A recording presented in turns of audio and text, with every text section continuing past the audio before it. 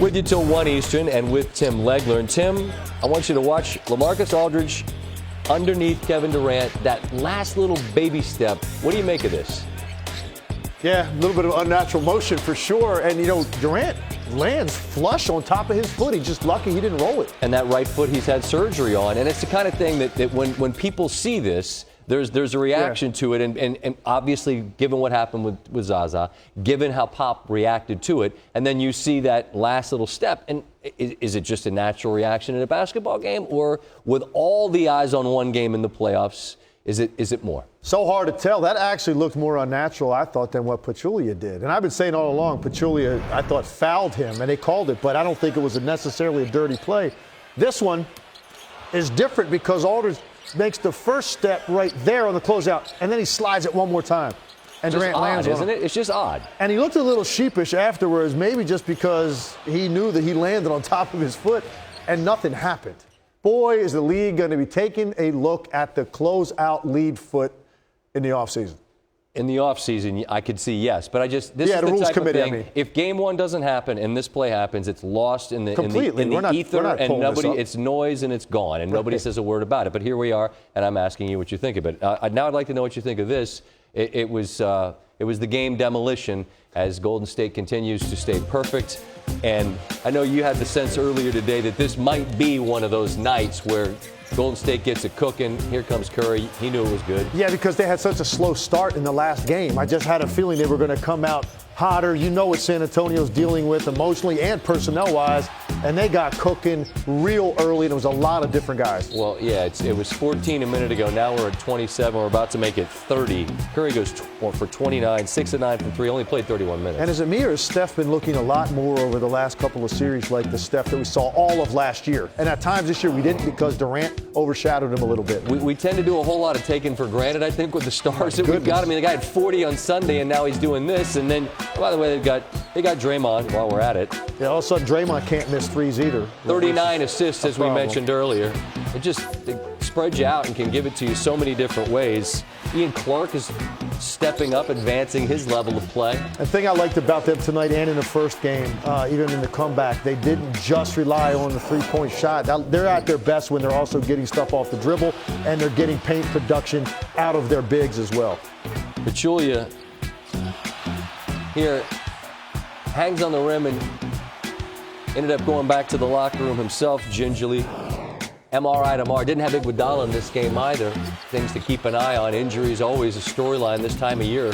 Is Sean Livingston, like he is for me, one of your favorite bench players in the league?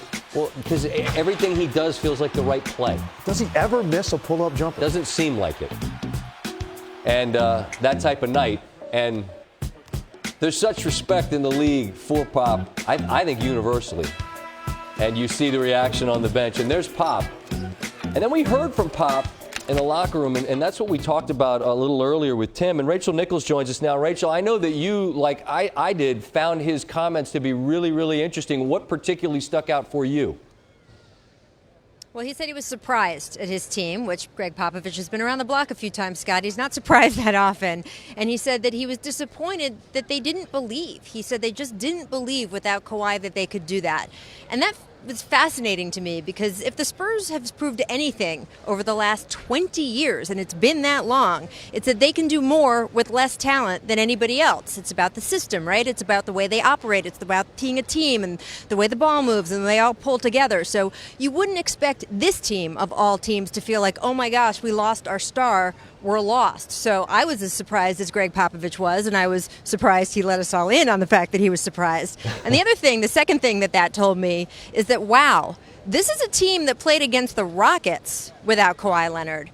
And Houston was one of the most potently offensive teams in the history of the NBA this season. And apparently, facing James Harden and the Rockets, the Spurs felt, we can do this, right? Mm-hmm. Facing this Warriors team, clearly they didn't feel that way. And that gives all of us mere mortals an idea, a window into how suffocating it must feel to be on the court against this Golden State team with 2 MVPs and 2 other All-Stars. I also noticed, Rachel, I'm curious how you reacted to this, that he didn't he didn't knock Lamarcus Aldridge, but he made it very clear more will be expected of him. He passed on shots, and he said he's going to have to give us, I'm paraphrasing, but he's got to be better for us in Game 3. And then he declined to psychoanalyze why, Aldridge didn't take the shots. But I thought that was particularly interesting as well. Did you feel the same? Yeah, I mean, look, there's just no doubt about it. This is Lamarcus Aldridge's team at this point with Kawhi out, and who knows what's going to happen in Game 3. He's officially listed as questionable. Kawhi is. Greg Popovich has sat guys when other coaches would play them with injuries. Remember, he's the one who shut down Tim Duncan for the postseason when other coaches would have said, yeah, he can go. And Greg was more concerned with Tim's future. If he feels Kawhi is not ready to go in Game 3, we shouldn't just assume Kawhi is coming back. If he doesn't come back, Lamarcus Aldridge has to play differently. He cannot be as tentative. There were times tonight he looked like he wanted to be anywhere but on this basketball court. That's not what you're supposed to do in the Western Conference Finals. Have we gotten any inkling, Rachel? Because I've heard Jalen mention it now. You're alluding to it to a degree. If we don't see Kawhi again, are there whispers that could perhaps be a situation where he's shut down? Well, Pop has been very open about the fact that he doesn't know yet. He hasn't made a decision. The assumption in times like this is, hey, he held him out tonight because then when you look from Game 1 to Game 3, it would be 5 days rest in between, and then it's just a sprained ankle, quote unquote. He could go, and that's what we would expect on most teams most times. This is the Spurs. This is Greg Popovich. He has said over and over and over again, he's going to look at the overall health of the player more than the game situation. Even if it's the playoffs, the Western Conference Finals, the NBA Finals, he is going to do what he thinks is best in that moment on that day for that player. Wherever we are, whatever situation we are, not dependent. So he said that Kawhi is questionable. He didn't say probable. He said that we won't really know until Friday or Saturday whether Kawhi can go. So he hasn't made a decision yet. We shouldn't pretend we know what that decision is going to be. Understood. The worst news, obviously, about having to live with this loss is that you'll have to live with this result for 3 days. The good news is it's 72 hours for Kawhi to potentially get better. Rachel, appreciate the time. Thanks for being with us.